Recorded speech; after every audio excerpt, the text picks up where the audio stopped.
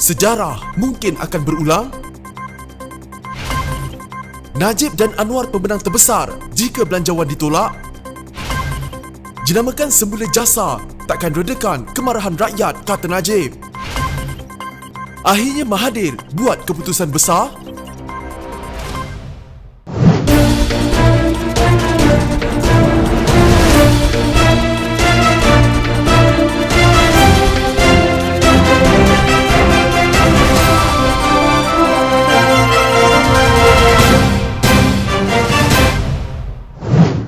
Seorang anggota Parlimen PAS menggariskan 3 pilihan buat Perdana Menteri Muhyiddin Yassin sekiranya belanjawan 2021 tidak diluluskan di Dewan Rakyat Khamis ini. Menurut Ahmad Fadli Syari, pilihan pertama adalah mendapatkan perkenan daripada Yang di-Pertuan Agong untuk membubarkan Parlimen sekaligus mengadakan pilihan raya mengejut. Bagaimanapun memujuk Seri Paduka untuk mengadakan pilihan raya ketika ini agak mustahil susulan keadaan negara masih dilanda wabak ketiga COVID-19 yang melonjak selepas pilihan raya negeri di Sabah. Bagi pilihan kedua, Ahmad Fadli mencadangkan agar Muhyiddin dan Menteri Kabinet Perikatan Nasional meletakkan jawatan, atau pilihan ketiga yang tidak popular, mengisytiharkan darurat tetapi sangat tidak baik pada pandangan rakyat, katanya dalam satu temu bual dalam Facebook Kelantan TV. Sebelum berlangsung sidang Dewan Rakyat, Muhyiddin yang menghadapi tekanan dari pembangkang dan parti dalam Perikatan Nasional memohon perkenan Yang di-Pertuan Agong untuk mengisytiharkan darurat bagi menggantung sidang Parlimen. Bagaimanapun, Agong selepas berbincang dengan Raja-Raja Melayu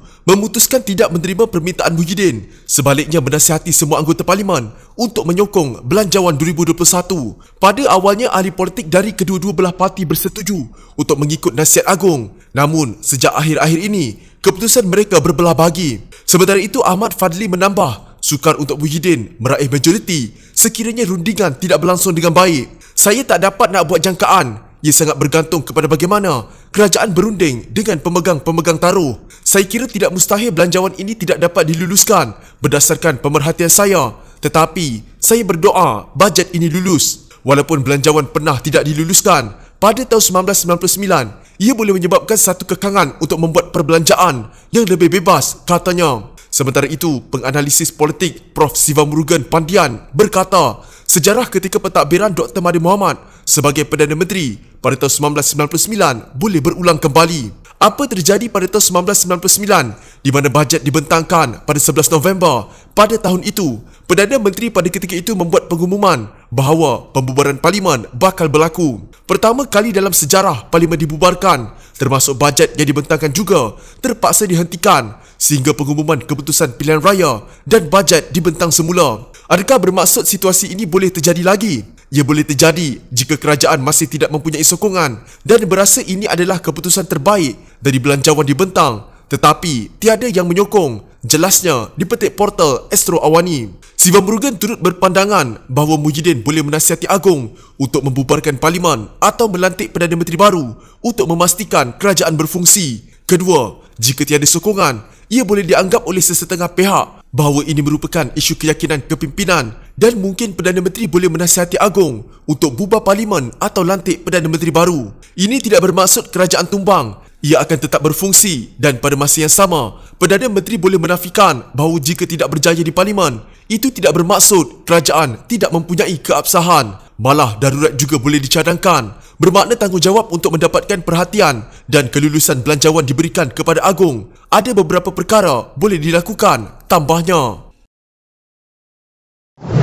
Seorang penganalisis sosiopolitik meramalkan bekas Perdana Menteri Najib Razak dan Presiden PKR Anwar Ibrahim akan menjadi pemenang terbesar jika belanjawan 2021 tidak diluluskan di Dewan Rakyat. Awang Azman Pawi dari Universiti Malaya berkata, Najib akan mendakwa beliau bertindak atas kepentingan rakyat manakala Anwar berpeluang mengubah kerajaan. Dalam perbahasan mengenai belanjawan, Najib menuntut kerajaan membenarkan pengeluaran one-off sebanyak RM10,000 daripada kumpulan wang simpanan pekerja dan moratorium pinjaman dilanjutkan 6 bulan sebagai syarat untuk mendapat sokongan Barisan Nasional. Beliau dan UMNO akan mendakwa belanjawan ditolak kerana perjuangan mereka untuk mendapatkan tawaran terbaik untuk rakyat. Anwar dan PKR akan mendapat manfaat kerana mereka kini mempunyai peluang untuk mengubah lanskap politik negara dengan menjatuhkan kerajaan pimpinan Perikatan Nasional, kata Awang Azman. Belanjawan memerlukan majoriti mudah untuk diluluskan dan ini akan mencabar kerajaan dengan majoriti tipis. Khasnya jika Ahli Parlimen UMNO bersama Ahli Parlimen Pembangkang menolaknya.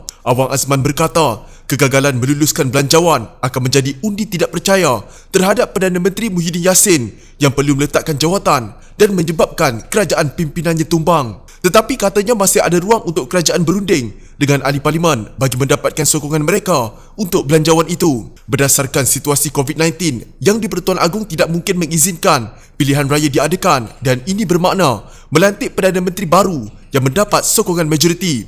Tetapi, walaupun Najib dan Anwar sependapat dalam menolak belanjawan itu, bekerjasama untuk menubuhkan kerajaan ialah perkara lain dan akan bergantung kepada keadaan politik ketika itu. Seorang lagi penganalisis yang juga bekas pensyarah Universiti Teknologi Malaysia, Azmi Hassan berkata, Najib akan dilihat sebagai pemenang hanya dalam isu KWSP dan moratorium, tetapi masih akan didakwa bermain politik terhadap Muhyiddin. Katanya, mereka yang menentang belanjawan itu atau berkecuali daripada menyokongnya akan dilihat mendahulukan politik berbanding kebajikan rakyat. Beliau percaya kerajaan masih mempunyai masa dan mungkin akan berunding dengan Ahli Parlimen bagi mendapatkan sokongan mereka untuk meluluskan belanjawan itu. Katanya sukar untuk Anwar menubuhkan kerajaan baru walaupun jika belanjawan ditolak dan Muhyiddin meletakkan jawatan. UMNO dan DAP perlu bekerjasama. Itu mustahil berlaku. Malah sukar untuk mana-mana Ahli Parlimen membuktikan beliau mempunyai sokongan majoriti. Ini sebabnya kenapa ia mungkin berlaku. Walaupun jika kerajaan tumbang, Muhyiddin masih akan dilantik sebagai Perdana Menteri sementara sehingga pilihan raya boleh diadakan. Langkah Kerajaan Perikatan Nasional yang menjenamakan semula Jabatan Hal Ehwal Khas Jasa sebagai Jabatan Komunikasi Komuniti JKOM mendapat perhatian bekas Perdana Menteri Datuk Seri Najib Razak. Najib dalam satu entry di Facebooknya tidak bersetuju dengan kenyataan Menteri Komunikasi dan Multimedia KKMM Datuk Saifuddin Abdullah dengan berkata, langkah itu tidak akan dapat meredakan kemarahan rakyat terhadap peruntukan belanjawan 2021 Kerajaan Perikatan Nasional kepada badan itu. Saya tak yakin langkah untuk jenamakan semula nama jasa kepada JKOM mampu meredakan keadaan. Saya tengok ramai komen atau posting pro Perikatan Nasional sekarang sedang dibalas dengan komen, budak jasa 85 juta dah mula buat kerja, katanya hari ini. Najib mengulas kenyataan Saifuddin yang memberitahu Dewan Rakyat bahawa jasa akan dijenamakan semula dengan alasan bagi mewujudkan komunikasi dua hala antara kerajaan dan rakyat. Saifuddin berkata, ia seiring dengan matlamat penubuhan badan itu dalam menyampaikan maklumat kerajaan yang tepat, sahih dan bijaksana kepada rakyat selain mendengar suara dan maklum balas daripada rakyat. Najib yang juga Ahli Parlimen Pekan berkata, isu sebenar kemarahan rakyat adalah peruntukan besar RM85 juta kepada badan itu. Katanya lagi, ia jelas memberikan kesan yang negatif kepada niat sebenar kerajaan yang ingin menyampaikan maklumat tepat kepada rakyat. Jika hanya dijenamakan semula, saya rasa komen balasan cuma bertukar menjadi, budak JKOM 85 juta dah mula buat kerja. Jadi segala propaganda yang menyebelahi Kerajaan Perikatan Nasional akan menjadi kurang berkesan. Kerajaan perlu sedar wujudnya risiko ini soal Najib. Di Dewan Rakyat juga, Saifuddin memberikan jaminan peruntukan terhadap jasa akan dikurangkan. Saya memberi jaminan peruntukan akan dikurangkan. Berapa banyak kurang itu sedang dibincangkan, jelas Saifuddin lagi. Dalam belanjawan 2021 yang dibentangkan oleh Menteri Keuangan Datuk Seri Tengku Zafrul Abdul Aziz di Dewan Rakyat awal bulan ini, Kerajaan Perikatan Nasional kembali menghidupkan jasa dengan peruntukan RM85.5 juta. Untuk rekod, jasa dibubarkan pada Mei 2018 oleh Pakatan Harapan selepas menang dalam pilihan raya umum ke-14.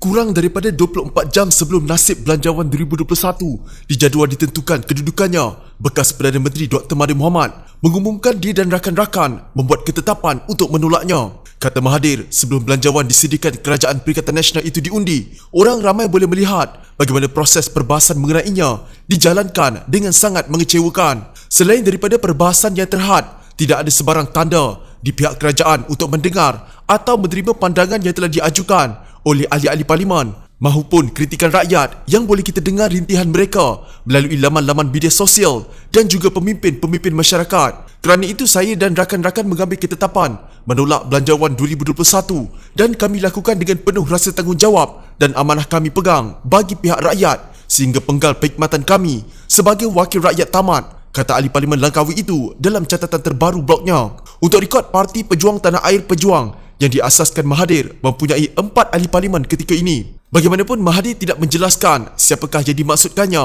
sebagai rakan-rakan itu, sama ada merangkumi warisan dari Sabah yang dilihat sentiasa sehaluan dengannya atau turut melibatkan Pakatan Harapan. Selain pembangkang, beberapa ahli parlimen UMNO, terutama yang tidak mempunyai jawatan dalam kerajaan atau agensinya, membayangkan mereka hanya setuju memberi sokongan kepada belanjawan tersebut jika permintaan mereka ditunaikan. Antara yang ketara tidak senang dengan belanjawan itu ialah seorang lagi bekas Perdana Menteri Najib Razak serta Presiden UMNO Dr. Ahmad Zaid Hamidi. Umum mengetahui Perdana Menteri Muhyiddin Yassin ketika ini hanya mempunyai sokongan majoriti sangat tipis di Dewan Rakyat dan setakat ini ia belum benar-benar diuji. Mahathir juga menjelaskan kerajaan cuba mengelirukan orang ramai dengan mengugut melalui pelbagai risiko yang didakwa boleh berlaku jika belanjawan berkenaan gagal mendapat sokongan majoriti. Jadi apakah yang akan berlaku jika belanjawan 2021 tidak lulus? Pertamanya, ia akan membuktikan bahawa kerajaan telah hilang legitimasi keabsahan kerana ia tidak mempunyai majoriti